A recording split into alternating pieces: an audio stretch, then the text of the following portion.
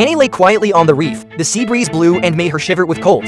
Annie looked at the shore. It was still empty.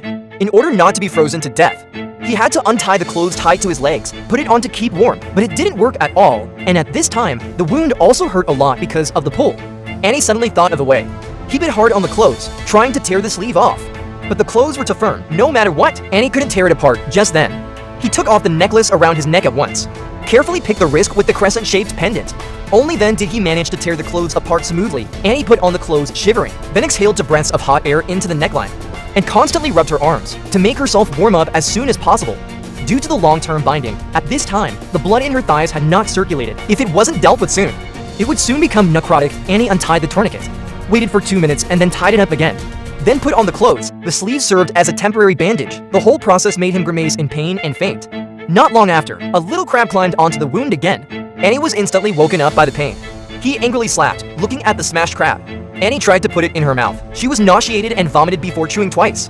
He looked around, found that her surfboard was not far away. Annie quietly dived into the water, swam towards the surfboard. But just then, the shark appeared again. He hurriedly turned around, almost fell into the shark's mouth, although she didn't get the surfboard. Annie was pleasantly surprised to find a man lying on the beach. He hurriedly shouted for help at the other party. The man woke up when he heard the sound, but didn't want to save Annie. Instead, he took out the phone and money, put on the bag and left. No matter how Annie pleaded, he didn't look back. Even worse, the man not only didn't save people, was also preparing to take away the surfboard. Let Annie fend for herself. Annie shouted for him to go back. But the man didn't budge at all. In a short while, he disappeared into the sea. The so-called harming others will eventually harm oneself. When the man climbed back to the shore again, the body had already been bitten in half by the shark. Looking at his miserable state, Annie fell into deeper despair.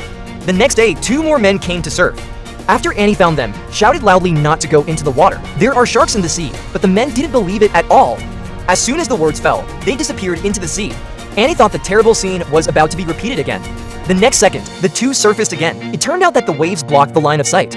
As soon as Annie breathed a sigh of relief, the shark suddenly rushed out, biting another man and scared to swim quickly in the direction of the reef. But when it almost reached, there was no sign. Then, his surfboard was broken in half. Flew into the air. Annie collapsed.